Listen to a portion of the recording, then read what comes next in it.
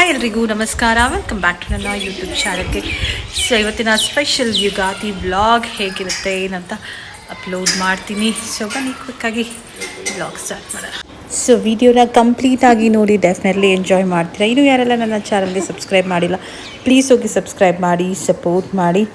So and ಇಲ್ಲಿ ಯುಗಾದಿ ಹಬ್ಬದ ಹಿಂದಿನ ದಿನ ವ್ಲಾಗ್ ಸ್ಟಾರ್ಟ್ ಮಾಡಿರೋದು. ಮೆಹಂದಿ ಹಾಕ್ತಾಯಿದ್ದೀನಿ ಅಕ್ಕಿರ ತುಂಬ ಕೇಳ್ಕೊಂಡ್ಲು, ಅಮ್ಮ ಮೆಹಂದಿ ಬೇಕೇ ಬೇಕು ನನಗೆ ಅಂತ ಹೇಳಿ.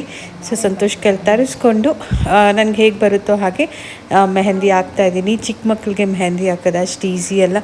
ನಾವು ಎಷ್ಟೇ ಡಿಸೈನ್ ಕಲ್ತಿದ್ರೂ ತುಂಬ ಕಷ್ಟ, ಮಕ್ಕಳು ಪೇಷನ್ಸಿಂದ ಕೂತ್ಕೊಳ್ಳಲ್ಲ. ಚೆನ್ನಾಗಿತ್ತು, ಒಂಥರ ಕೈಗೆ ಕಾಲಿಗೆಲ್ಲ ಸಿಂಪಲ್ಲಾಗಿ ಹಾಕಿದ್ದೀನಿ. ಸೊ ಹೇಗಿದೆ ಮೆಹಂದಿ? ಸೊ ನಾನು ಸಹ ಮೆಹಂದಿ ಹಾಕ್ಕೊಂಡಿದ್ದೀನಿ ಸಿಂಪಲ್ಲಾಗಿ, ತೋರಿಸ್ತೀನಿ. ಹಾಗೆ ತುಂಬ ಖುಷಿ ಆಯಿತು ಅಕ್ಕಿರಾಗಂತೂ. ಇಲ್ಲಿ ನೆಕ್ಸ್ಟ್ ಡೇ, ಯುಗಾದಿ ಹಬ್ಬದ ನೆಕ್ಸ್ಟ್ ಡೇ ಇಲ್ಲಿ ನಾನು ಮಸಾಲ ಚಿತ್ರಾನ್ನ ಮಾಡ್ತಾಯಿದ್ದೀನಿ. ರೆಸಿಪಿ ಏನು ತೋರಿಸ್ತಾ ಇಲ್ಲ, ಬಿಕಾಸ್ ನಾನು ರೆಸಿಪಿ ಎಲ್ಲ ಆಲ್ರೆಡಿ ಅಪ್ಲೋಡ್ ಮಾಡಿದ್ದೀನಿ. ಇಲ್ಲಿ ನಾನು ಎಣ್ಣೆ ಹಾಕಿ ಕಡಲೆ ಬೀಜ ನಾರ್ಮಲ್ ಒಗ್ಗರಣೆ ಹಾಕ್ತಾಯಿದ್ದೀನಿ. ನಾನು ಈರುಳ್ಳಿ ಸೇರಿಸ್ತಾ ಇಲ್ಲ. ಮಸಾಲ ಚಿತ್ರಾನ್ನಾಗೆ ನಾನು ಮಸಾಲ ರೆಡಿ ಮಾಡಿಟ್ಟಿದ್ದೆ. ಮಾವಿನಕಾಯಿ ಸಿಗಲಿಲ್ಲ ಈ ಟೈಮ್ ನನಗೆ, ಪರವಾಗಿಲ್ಲ, ನನಗೆ ಅಂಗಡಿಗೆಲ್ಲ ಹೋಗೋಕ್ಕಾಗಲಿಲ್ಲ. ಸೊ ಹಾಗಾಗಿ ಬಿಟ್ಬಿಟ್ಟೆ, ಮಸಾಲ ಚಿತ್ರಾನ್ನ ಮಾಡಿಕೊಂಡು. ಆ್ಯಂಡ್ ಹಾಗೆ ಬೆಳಗ್ಗೆಯೇ ನನಗೆ ಡಾಕ್ಟರ್ ಸಜೆಸ್ಟ್ ಮಾಡಿದ್ದಾರೆ ಪ್ರೋಟೀನ್ ಪೌಡರ್ ಕುಡಿಬೇಕು ಅಂತ ಹೇಳಿ. Doctor recommended. ನಾನು 7 ಮಂತ್ಸ್ ಪ್ರೆಗ್ನೆಂಟ್ ಆಗಿರೋ ಕಾರಣ ಸೊ ಸ್ವಲ್ಪ ಬೇಬಿ ಗ್ರೋತ್ಗೆಲ್ಲ ಒಳ್ಳೆಯದಾಗುತ್ತೆ ಅಂತ ಹೇಳಿ ಪ್ರೋಟೀನ್ ಪೌಡರ್ ಕೊಟ್ಟಿದ್ದಾರೆ. ಆ್ಯಂಡ್ ಹಾಗೆ ಇಲ್ಲಿ ಒಬ್ಬಟ್ಟು ಸಾರಿಗೆ ರೆಡಿ ಮಾಡ್ತಾಯಿದ್ದೀನಿ. ರೆಸಿಪೀಸ್ ಎಲ್ಲ ತುಂಬ ಯೂಟ್ಯೂಬ್ ಚಾನಲಲ್ಲಿ ಬಿಟ್ಟಿದ್ದಾರೆ, ತುಂಬ ಜನ ನೋಡಿರ್ತೀರ. ಹಾಗಾಗಿ ನಾನು ರೆಸಿಪೀಸ್ ಯಾವುದು ಏನೂ ಶೇರ್ ಮಾಡ್ತಾಯಿಲ್ಲ. ಇಲ್ಲಿ ನನಗೆ ಬರೋ ರೀತಿಯಲ್ಲಿ ನಾನು ಒಬ್ಬಟ್ಟು ಸಾರು ಐಟಮ್ಸ್ ಎಲ್ಲ ರೆಡಿ ಮಾಡ್ಕೊಳ್ತಾ ಇದ್ದೀನಿ ಹಬ್ಬದ ಅಡುಗೆ. ಆ್ಯಂಡ್ ಇಲ್ಲಿ ನನಗೆ ಹೆಲ್ಪ್ ಮಾಡ್ತಾ ಇರೋದು ಯಾರಂದರೆ, ಇಲ್ಲಿ ನೋಡ್ತಾ ಇದ್ದೀರಲ್ಲ, ನನ್ನ ಪುಟಾಣಿ ಮತ್ತು ನನ್ನ ಗಂಡ ಇಬ್ಬರು ಹೆಲ್ಪ್ ಮಾಡ್ತಾಯಿದ್ದಾರೆ. ಸೊ ತುಂಬಾ ಟಯರ್ಡ್, ಬೇಸಿಗೆಯಲ್ಲಿ ಹಬ್ಬದ ಸೀಸನಲ್ಲಿ ಅಡುಗೆ ಎಲ್ಲ ಮಾಡೋಕ್ಕೆ ಆಗೋಲ್ಲ. ಆ್ಯಂಡ್ ಅಡುಗೆ ಎಲ್ಲ ಮುಗಿದ ಮೇಲೆ ನಾವು ಎಣ್ಣೆ ಸ್ನಾನ ಕೂತ್ಕೊಂಡ್ರಿ, ಮತ್ತೆ ಹೋಗಿ ಅಡುಗೆ ಮಾಡೋಕ್ಕಾಗಲ್ಲ ಅಂತ ಇಲ್ಲಿ ನೋಡಿ ನನ್ನ ಮಗಳು. ಸೊ ಇಲ್ಲಿ ಮೊದಲನೇ ಎಣ್ಣೆ ಅಕ್ಕಿರಾಗಿಡ್ತಾ ಇದ್ದೀವಿ. ನಾನು ಸಂತೋಷ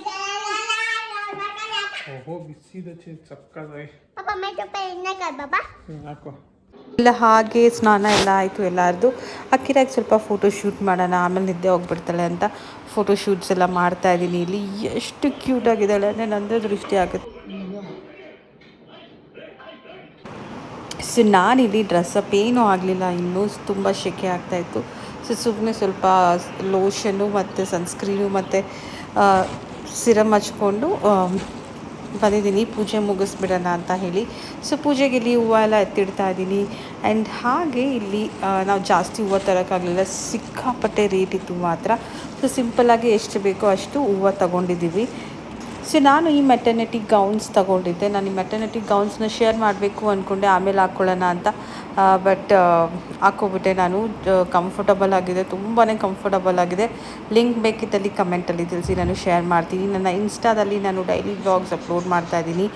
ಆ್ಯಂಡ್ ಹಾಗೆ ನಾವು ಮಾವಿನೆಲೆ ಎಲ್ಲಿ ಕಿತ್ಕೊಂಡ್ರಿ ಅಂತ ತೋರಿಸ್ತೀನಿ ಬನ್ನಿ. ಡೈರೆಕ್ಟ್ ನಮ್ಮ ವಿಂಡೋಯಿಂದನೇ ಸಿಗುತ್ತೆ ಮಾವಿನೆಲೆ ಫ್ರೆಂಡ್ಸ್. ಸೊ ಮಾವಿನಕಾಯಿ ಕಿತ್ಕೊಳ್ಳೋಣ ಅಂದ್ಕೊಂಡ್ರೆ ತುಂಬ ಪುಟಾಡಿ ಇತ್ತು.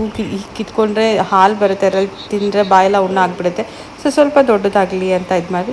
ಸೊ ನೋಡಿದ್ರಲ್ಲ, ಮಾವಿನಲ್ಲಿ ಎಷ್ಟು ಕ್ಲೀನಾಗಿ ಕೈ ಹಾಕಿ ಕಿಟಕಿಯಿಂದ ಹಾಗೆ ಕಿತ್ಕೋಬೋದು. ಆ್ಯಂಡ್ ಇಲ್ಲಿ ನನಗೆ ಬರೋ ಥರ ರಂಗೋಲಿ ಬಿಟ್ಟಿದ್ದೀನಿ. ಆ್ಯಂಡ್ ಇದು ನಾನು ಟ್ರೆಂಡ್ಸಲ್ಲಿ ತೊಗೊಂಡಿರೋ ಔಟ್ಫಿಟ್. ತುಂಬ ಜನ ನಾನು ಇನ್ಸ್ಟಾದಲ್ಲಿ ಅಪ್ಲೋಡ್ ಮಾಡಿದ್ದೆ ಹೇಳ್ತೀನಿ ಅಂತ, ಬಟ್ ಹೇಳೋಕ್ಕಾಗಲಿಲ್ಲ. ಹೇಗೆ ಕಾಣಿಸ್ತಾ ಇದೆ ನನ್ನ ಔಟ್ಫಿಟ್ ಅಂತ ನೀವೇ ಹೇಳ್ಬೋದು.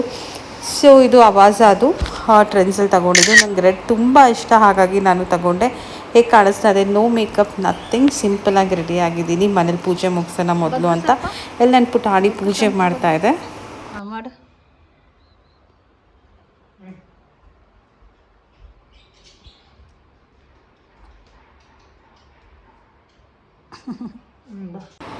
ಸೊ ಇಲ್ಲಿ ಬೇವು ಬೆಲ್ಲ ಸಹ ರೆಡಿ ಮಾಡಿ ನಮ್ಮ ಮನೆಯ ದೇವರ ಮನೆ ಅಲಂಕಾರ ಈ ರೀತಿ ಮಾಡಿದ್ದೆ. ನನಗಂತೂ ತುಂಬ ಇಷ್ಟ, ಸಿಂಪಲ್ ಆಗಿರ್ಬೇಕು. ಆ್ಯಂಡ್ ಹಾಗೆ ಇಲ್ಲಿ ಹಬ್ಬದ ಅಡುಗೆನೂ ರೆಡಿ ಆಗಿದೆ. ಚಿತ್ರಾನ್ನ, ಪಲ್ಯ, ಕೋಸಂಬರಿ, ಸಾರು, ಅನ್ನ.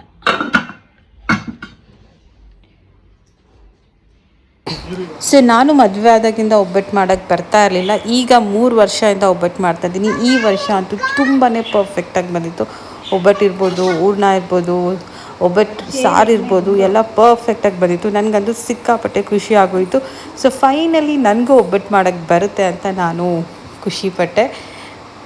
ನೋಡ್ತಾ ಇದ್ದೀರಲ್ಲ, ತುಂಬಾ ಚೆನ್ನಾಗಿ ಬಂದಿತ್ತು ಒಬ್ಬಟ್ಟು ಮಾತ್ರ. ಸೊ ತುಂಬ ದಪ್ಪನೂ ಬರದೆ, ಸಿಹಿ ಎಲ್ಲ ಕರೆಕ್ಟಾಗಿ ಹಾಕಿದ್ದೆ, ಮೆಷರ್ಮೆಂಟ್ಸ್ ಎಲ್ಲ. ಸೊ ಫೈನಲಿ ಒಬ್ಬಟ್ಟೆಲ್ಲ ರೆಡಿ ಆಯಿತು. ಸೊ ಇಷ್ಟು ಒಬ್ಬಟ್ಟು ಬಂದಿದೆ. ಇನ್ನು ಮಿಕ್ಕಿದ ಹೂರ್ಣ ಮಿಕ್ಕಿದೆ, ಅದನ್ನು ಫ್ರಿಜ್ಜಲ್ಲಿ ಇಟ್ಟಿದ್ದೀನಿ. ಆ್ಯಂಡ್ ಹಾಗೆ ಇಲ್ಲಿ ಬಿಸಿ ಬಿಸಿ ವಡೆ ತಿನ್ನಬೇಕಾದ್ರೆ ಸುಡೋಣ ಅಂತ ವಡೆ ಒಂದು ಪೆಂಡಿಂಗ್ ಇಟ್ಟಿದ್ದೆ. ವಡೆನೂ ಇಲ್ಲಿ ಮಾಡೇ ಆಯಿತು. ಸೊ ಈಗ ಏನಿದ್ರು ಹಬ್ಬದ ಅಡುಗೆ ತಿನ್ನೋ ಟೈಮ್ ತುಂಬಾ ಲೇಟ್ ಆಗೋಗಿದೆ. ಪೂಜೆ ಎಲ್ಲ ಮಾಡಿ, ಅದು ನೈಟ್ ಶಿಫ್ಟ್ ಮಾಡಿ, ಬೆಳಗ್ಗೆ ಎದ್ದು ಎಲ್ಲ ಮಾಡೋಷ್ಟರಲ್ಲಿ ಯಪ್ಪ ಸಾಕಾಗೋಯಿತು. ಸೊ ನಮ್ಮ ಮನೆಯ ಹಬ್ಬದ ಅಡುಗೆ ಇದಾಗಿತ್ತು.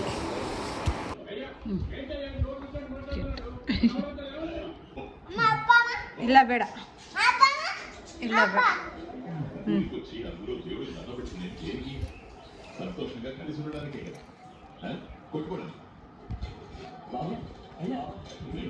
ಸೊ ಫ್ರೆಂಡ್ಸ್, ಇವತ್ತಿನ ವ್ಲಾಗ್ ಇಷ್ಟೇ. ನಾನು ನೆಕ್ಸ್ಟ್ ವ್ಲಾಗಲ್ಲಿ ಸಿಗ್ತೀನಿ. ಹೋಪ್ ನಿಮ್ಮೆಲ್ಲರಿಗೂ ಈ ವ್ಲಾಗ್ ಇಷ್ಟ ಆಯಿತು ಅಂತ ಅಂದ್ಕೊಳ್ತೀನಿ. ಸೊ ನನ್ನ ವಾಯ್ಸ್ ತುಂಬ ಲೋ ಆಗಿರ್ಬೋದು, ನನ್ನ ಹತ್ರ ಮೈಕ್ ಇಲ್ಲ. ಸೊ ವೀಡಿಯೋಸ್ ಚೆನ್ನಾಗಿ ಕ್ಲಿಕ್ ಆದರೆ ಮೈಕ್ ತಗೊಳ್ಳೋಣ ಅಂದ್ಕೊಂಡಿದ್ದೀನಿ, ನೋಡೋಣ.